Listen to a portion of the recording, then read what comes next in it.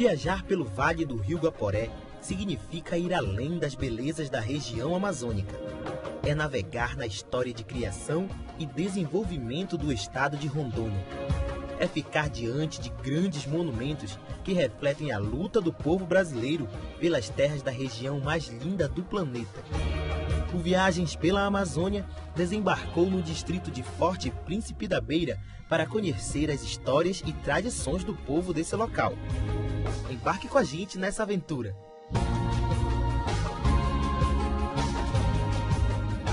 Na margem direita do rio Guaporé, na fronteira do Brasil com a Bolívia, a aproximadamente 750 quilômetros da cidade de Porto Velho, está localizado o maior e mais antigo monumento histórico do estado de Rondônia, o Real Forte Príncipe da Beira, uma fortaleza construída pelos portugueses para evitar o avanço do domínio espanhol sobre as terras brasileiras. O Forte Príncipe da Beira, na verdade, é o segundo forte construído aqui no Vale do Guaporé, né? A gente tem o Fortinho de Conceição, que está localizado 3 quilômetros abaixo aqui de onde nós estamos para Conceição. E o peso histórico disso, né, a construção do forte, ela se deu em 20 de junho de 1776. Né? Toda a história que a gente tem hoje ela é um pouco da história militar que foi registrada, né? Mas a gente observa outros detalhes também na construção desse forte, né, que em 1783 esse forte ele já foi habitado. Eu trabalho aqui todos os dias, de segunda a domingo. E o que eu faço aqui, poucas pessoas não gostam de fazer o meu trabalho, que é estar carregando os guias, os turistas, para poder mostrar um pouco da história, contar um pouco de cada aqui dentro aqui.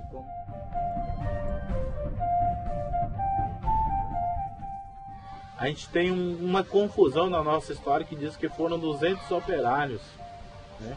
Mas segundo outros arquivos que a gente conseguiu do Museu Nacional do Rio de Janeiro, foram para mais de 1.000 escravos que trabalharam na construção desse forte e para mais de 5.000 indígenas também que foram escravizados para fazer essa construção do forte, né? Porque a gente observando humanamente, assim, com 200 operários, tu não consegue levantar um forte desse tamanho, potencial que ele tem, né?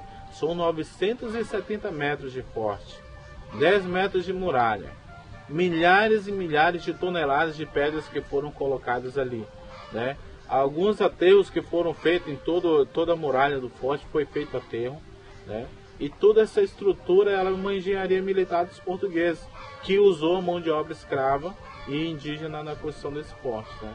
Essa pedra aqui é chamada Pedra Canga. Elas vieram trazidas daqui da região para cá para o forte, todas trazidas de navio, de barco, ao rio. Mas todas elas foram tiradas aqui da região mesmo, região norte aqui de Rondônia. E nós temos um labirinto, da onde a maioria das pedras foram tiradas. Da onde estão todas elas cortadas, eles cortavam e traziam todas para cá, para poder se levantar esse forte, que durou 7 anos de construção, esse forte, que foi construído em 1776 pelos portugueses. Ao outro lado, ali em frente, pertencia-se à Bolívia, que antigamente era a Espanha. E sim, eles montaram esse forte para poder combater contra os espanhóis, mas isso nunca houve conflitos. Até hoje nunca houve conflitos com os espanhóis. E meio difícil acontecer algum conflito, alguma guerra. Isso aqui era para proteger-se contra os espanhóis. Caso houvesse alguma guerra, aquele fosso no meio era assim para eles poderem se esconder dentro, como tipo um esconderijo dentro.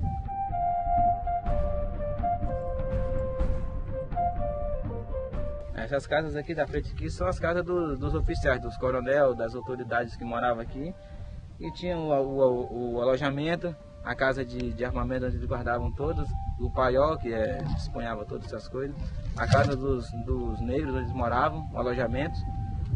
E tinha a casa dos empregados, tinha o hospital, tínhamos a igrejinha que tem até hoje ainda de pé, ainda alguma estrutura dela ainda, intacta ainda. E os baluartes, Nossa Senhora da Conceição, Nossa Santa Padinha, e entre vários outros que tem vários cômodos que tem dentro do forte. Dentro do forte a gente tem uma cela, que ela tem algumas inscrições que foram feitas em chamado português, né? Os caras que veio em português e latim, né?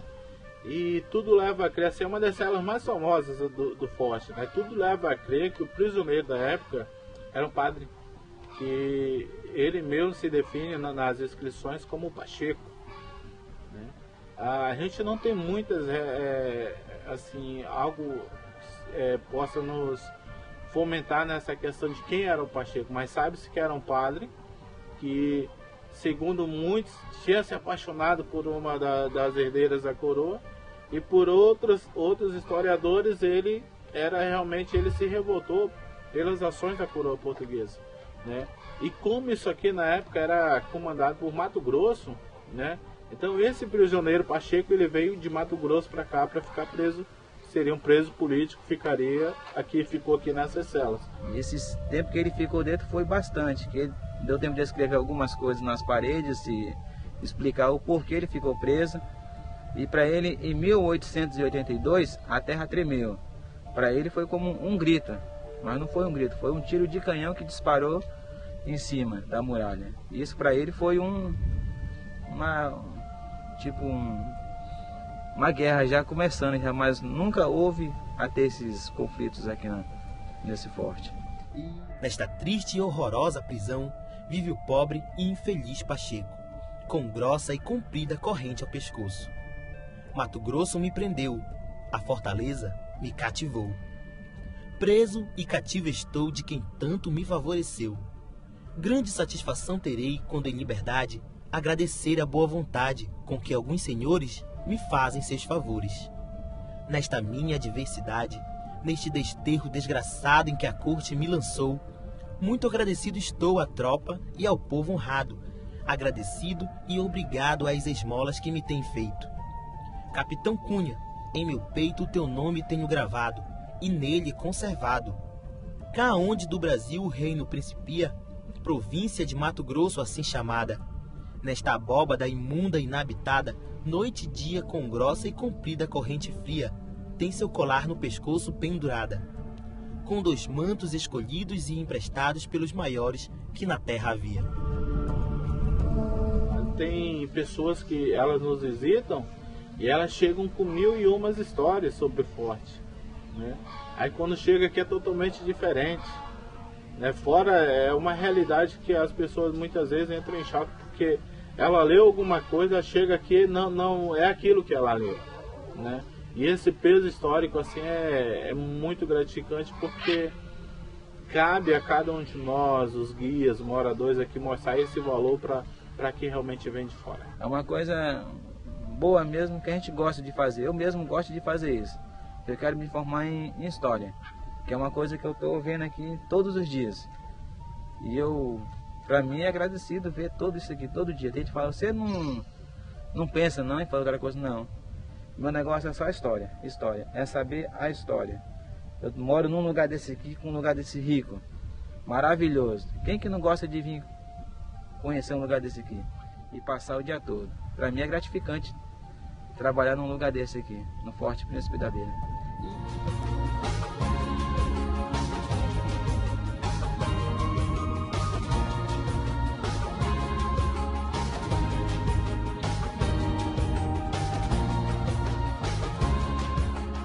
Pelo fato de ser um lugar histórico repleto de acontecimentos marcantes como lutas e conflitos, Forte Príncipe da Beira é considerado um local de grandes histórias sobrenaturais.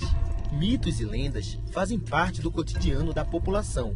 Contos da Mulher de Branco e do Cachorro da Corrente de Ouro são algumas das histórias que o povo conta. E a questão de lendas, assim, já houveram muitas e sempre tem muitas, né? Aqui tem uma dentro do forte, assim, o pessoal fala que sempre aparecia uma mulher vestida de branco, né? Que ela aparecia para poucas pessoas, né? E tem algumas pessoas que foram até embora daqui, assim, que sempre relatavam que aparecia para eles, né? Alguns jovens fora de hora, depois das 10 da noite, sempre aparecia para eles, né? Se mostrava no caminho, depois quando observava de novo ela estava em cima das muralhas, né? Uma outra famosa que é do Cachorro da Corrente de Ouro, né? Que saía arrastando corrente tarde da noite aqui. Mas isso é muito claro, assim, porque a partir de 10 horas, 11 horas, a gente ouvia aqui um barulho de cachorro que era uma coisa tremenda, assim, cachorro latindo, cachorro seguindo, latindo, a gente não via nada. E passava aquele monte de cachorro latindo atrás desse outro cachorro que disse que era o cachorro da corrente de ouro. Né? E essas são das lendas assim, mais fortes aqui da comunidade. Né? Então a gente para ver assim, tem um mistério positivo em tudo isso. São lendas que o pessoal conta de geração em geração. Tem várias outras que acontecem que o pessoal chega a ver pessoalmente, sim, passeando na rua e chega a ver que é um cachorro que anda por cima das ruínas, arrastando uma corrente em cima. Isso sim todo mundo vê.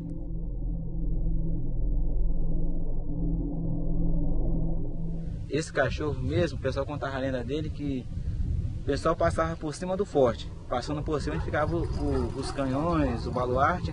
O pessoal andava por cima e por meio de volta, por umas 7 horas da noite, o pessoal escutava os ruídos andando. Ninguém sabia o que era, arrastando aquele negócio em cima. Quando meio em volta e meio o pessoal olhava, era um cachorro passando por cima, arrastando abaixo de uma corrente brilhosa. Aí o pessoal dizia que quem pegasse aquele cachorro estava rico, porque a corrente dele era toda de ouro, toda coberta de ouro. E ele arrastava essa corrente, a fortaleza todinha em um contorno, até terminar. Quando terminasse ele sumia. Ninguém mais encontrava ele. Ele afirma que já viu o cachorro da corrente de ouro e conta como foi essa experiência sobrenatural. Eu também já tive o prazer de rever ele, já passando por cima. Uma corrente brilhosa. Aí eu vinha saindo do mercado, vinha de casa, passei no mercado para comprar umas coisas e na volta eu vi aquele negócio brilhando em cima, mas eu não sabia o que era. Eu pensava que era alguém em cima focando com uma lanterna, mas por fim era esse cachorro carregando essa corrente em cima, arrastando. E até eu subir aqui em cima ia demorar bastante. Até eu chegar em cima, eu acho que ele já tinha sumido. Né? Bem difícil ele chegar, você vê ele lá fora, chegar dentro, você não vê mais, ele some, tipo assim um vulto, só uma miragem mesmo. Eu acho que ele sim deve ter sido do povo que morou aqui dentro, né? Aí com o tempo acho que ele, sei lá, acho que o pessoal prendeu alguma corrente nele, alguma coisa nele brilhosa assim. E por isso que ficou com esse nome mesmo, cachorro de corrente de ouro. Outra história que mexe com o imaginário do povo de Forte Príncipe é a lenda da mulher de branco.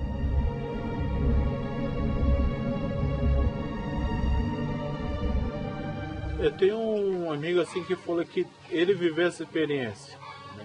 Porque antigamente, alguns anos atrás, esse trecho todo aqui ele era cheio de casas, até próximo a uma mangueira ali, fica bem próximo do forte, né? E lá tinha uma outra rua. Então o pessoal, a gente saía da escola 11 horas da noite, meia-noite, né?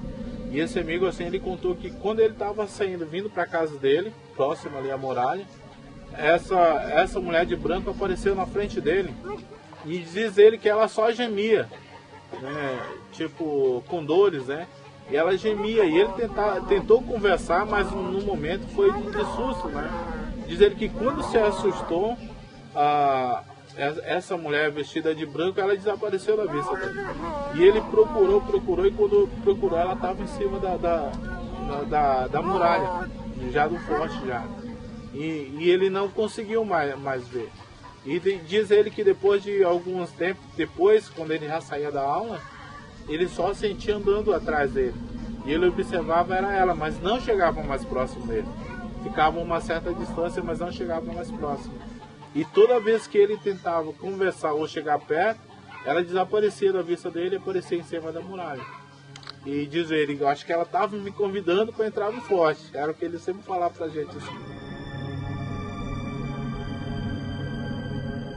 A gente não tem, assim, alguma coisa parecida, relatada, talvez, de alguém que tenha sofrido tanto dentro desse forte como a gente tem dos escravos, né? A gente não tem também detalhado assim, que alguém tivesse trazido alguém para cá, ou para casar, ou tentado casar, talvez, nesse sentido, né? Mas, assim, é parte hoje da história que a gente tem. Né? Até porque todas as histórias, né? As pessoas que vinham para cá no começo, elas vinham sem as famílias, né? Então a gente não tem algo relacionado a isso, né? Talvez fosse algum acontecimento depois né? Ou então no processo de abandono do forte, né? Que esse processo ele fica meio vago, a gente não tem muita coisa. Mas eu acredito, assim, analisando a história, assim, eu acredito talvez desse processo de abandono depois de 1883, 89, né, para cá, é que tem acontecido alguma coisa semelhante.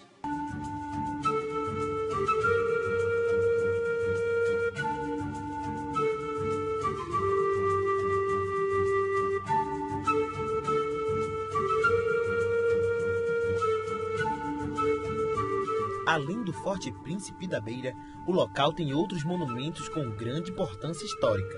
O principal deles é um labirinto de pedras que fica bem no meio da selva. A gente tem, fora o Forte Príncipe da Beira, a gente tem o forno. O forno hoje ele ainda existe, está todo perfeito ainda, né? Esse forno é da época da construção do forte, onde eram assados os tijolos, as telhas, né? Todos eram assados ali e levados para dentro do forte. A gente tem o Fortim, que é chamado Fortim, né, que é o Forte de Bragança. Esse que foi construído primeiro, depois esse aqui, que fica ali em Conceição. Né? Ali em Conceição tem um peso histórico também muito grande, assim, porque lá teve combates, né? Portugueses, holandeses e espanhóis, né? Todos eles querendo o mesmo território, né? Então, mas o Forte de Conceição ele acabou por causa das enchentes e por causa dos combates também, que ele não suportou né, os grandes combates. E a gente tem Paiol, que é aqui atrás do aeroporto também, que é uma construção da época dos portugueses, muito relacionada ao forte. E o Labirinto, né, que a gente voltando aqui para Costa Marques, 4 km.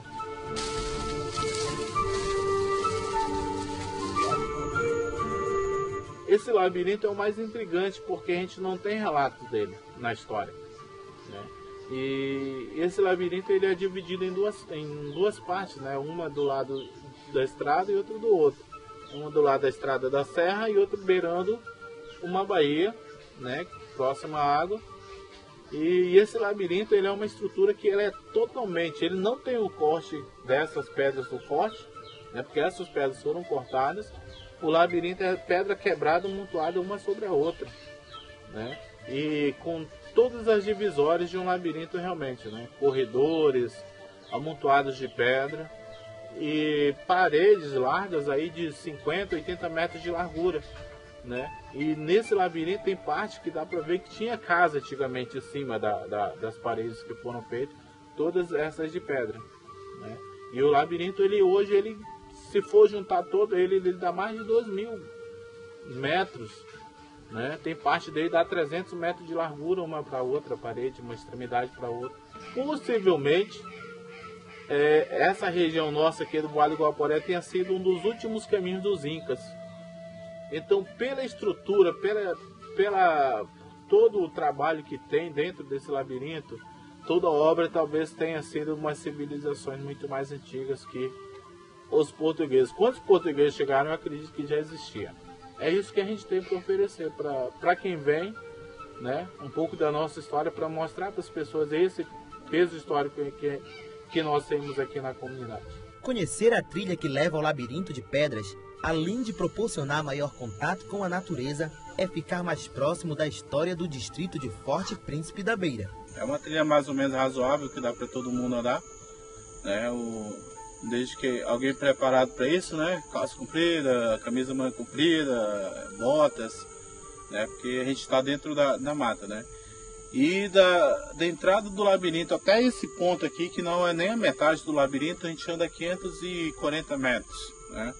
É o limite onde a gente traz o pessoal para visitar. É só até aqui. Como essa trilha aqui ela já está pronta, o pessoal tanto pisado, indo e vindo, né? A gente pode dizer que ela está pronta para isso, até esse portal aqui. Como eu tinha comentado assim, o labirinto a gente não tem nada registrado dele, né?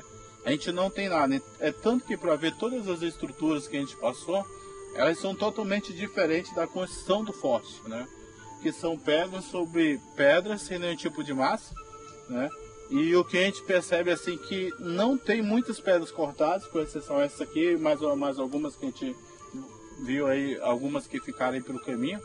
Mas aqui o problema, o trabalho dos caras foi pedra rústica quebrada, né? Que seria a pedra canga, que na verdade é a mesma pedra que é usada no forte, né, para a construção do forte, mas aqui com outro objetivo, o qual a gente não tem conhecimento, né, por que fizeram esse labirinto aqui.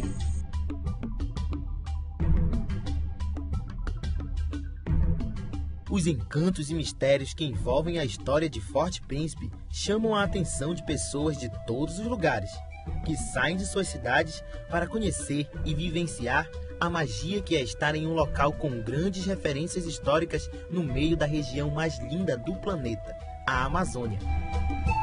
É uma experiência única, é um presente, como eu disse, e a gente estuda normalmente a história através de livros, né? E eu estou vivenciando a história que eu estudei até hoje simplesmente pelos livros. Eu tinha poucas expectativas de vir até aqui, sabe? Mas na companhia de vocês foi mais divertido. E eu gostei, sabe? Foi uma coisa única, assim, diferente, saber um pouco mais de Rondônia, né? Um estado que a gente aprendeu a amar com o passar dos anos. Eu fiquei muito encantada desde o começo, né? Inclusive, a gente tá para ir embora amanhã e eu ainda quero conhecer algumas coisas hoje ainda, né? Um forte, né? Porque parece uma coisa de castelo, tempo muito antigo e, assim, sabe, eles estão preservando, porque é uma cidadezinha que não se tornou uma cidade ainda, né? Eles não constroem nada, assim, fora do normal para virar uma cidade, já para preservar esse histórico da cidade já. Eu, tipo, aqui para vir aqui também, pra trilha aqui também, eu tava louca para conhecer esse labirinto, né, que fala, tava louca para conhecer. Assim, eu imaginava uma coisa, mas como ele tá mantido na selva ainda, então não dá pra gente visualizar o amplo do labirinto, né, mas dá pra gente ainda ver os detalhes, né, do labirinto. Eu fiquei encantada com isso.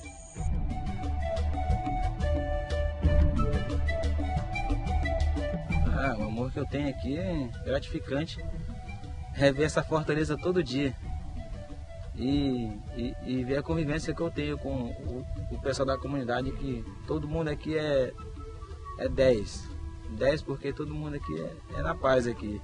Aonde eu passo todo mundo me conhece, ninguém vai dizer que não conhece não, até na cidade mesmo para fora aí o povo inteiro conhece, sabe quem eu sou, sabe o que eu faço, sabe que eu trabalho e sabe que eu tô aqui todos os dias aqui e minha paixão é essa fortaleza, não tem outra coisa igual a ela. Nasci aqui, estudei aqui, e todas as vezes que saí para fora foram a compromisso, fui e voltei, né? E hoje eu estou aqui exercendo uma função de praticamente de investigador de patrimônio. É minha história que eu estou querendo contar, né? Alguém me deu a oportunidade de conhecer para contar essa história, né? E a nossa identidade hoje dentro da comunidade ela é muito grande.